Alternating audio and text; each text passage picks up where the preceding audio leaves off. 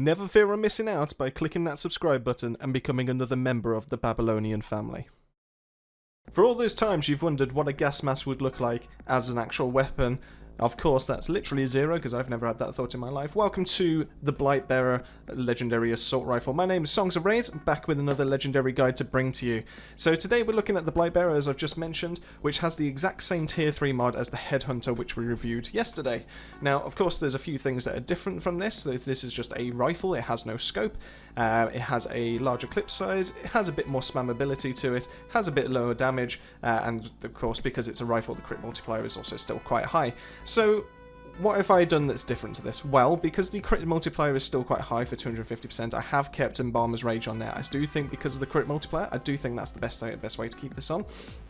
So yes, if you haven't got that, anything that increases your weapon's damage would still be perfect. So anything like Dark Sacrifice or Killing Spree, and barring that, anything that can help you refill your magazine or be able to help you inflict a little bit more damage. So weakness or something along those lines would definitely help. Now the tier 3 mod, as we covered yesterday, does do critical shots cause explosions that inflict toxic on enemies within a 5-meter radius. This pairs really nicely with Embalmer's Rage because every single shot after you get a kill will then be treated as a critical shot, which then obviously triggers Burst of Decay, and obviously because it has a 1-second cooldown, you will be spamming these like nobody's business. Now Burst of Decay, obviously, as we covered yesterday, is primarily a great kind of tool for technomancers, but with this being a rifle rather than a sniper rifle, it actually gives you a bit more flexibility as to how you approach certain situations. You don't have to like zoom down a scope that just narrows your field of view. You actually have full almost awareness of the battlefield. It's a little bit less accurate as well, but obviously this has a higher fire rate, almost double, that allows you to just basically spam away and kill those mobs. So you won't be punished as much with missing a shot with the Blightbearer.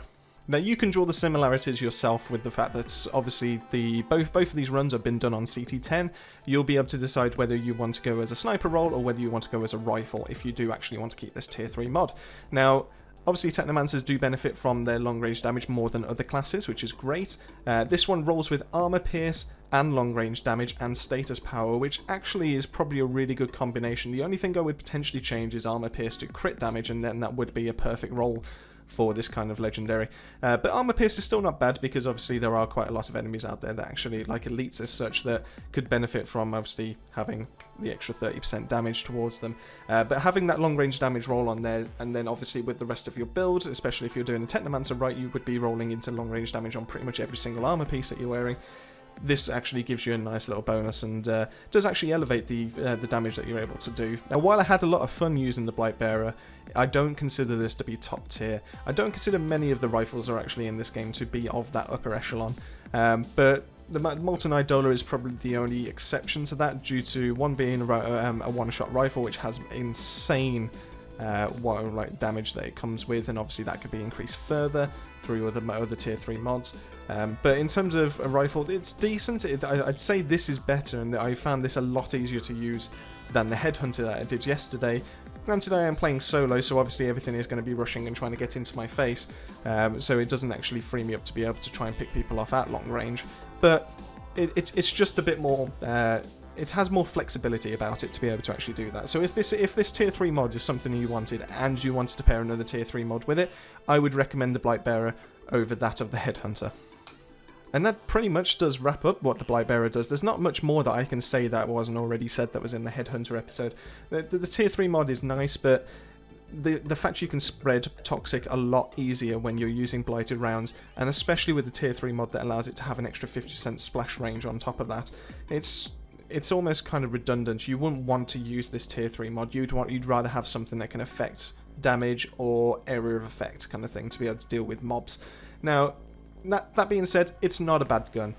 Like I said, I would prefer this over the Headhunter, and this was quite fun to actually go around using. I like how the rifles feel in this game. It's just unfortunate they don't really have the DPS there or the output that the burst rifle can really offer for a Technomancer, which is obviously why most of the speedruns are actually done with that gun. So maybe one day they'll have a buff. I'm probably going to keep this one in my stash in all honesty, and probably dismantle the Headhunter so I actually do have the tier 3 mod in my library. But maybe, who knows, maybe one day you'll actually see the light of day and may actually be in a top tier kind of speedrun. And that pretty much wraps it up, Babylonians. I hope you've enjoyed, I hope you've learned something useful, I hope the gameplay in the background has given you a little bit of insight as to how this gun actually performs, how it kind of, what it works, what its weaknesses are. Essentially the weaknesses are if anything gets up close to you. You can still obviously deal with those, but the fact that it rolls with long range damage and is designed for long range damage for Technomancers, you're not really going to be getting any kind of damage boost on top of that. So keep them at bay, take them down before they can get anywhere near, and you will be more than happy with this. So as always, drop us a like, drop us a subscribe if you did learn something useful, and as always, keep yourself safe, keep yourself well, and I shall see you on the next video tomorrow.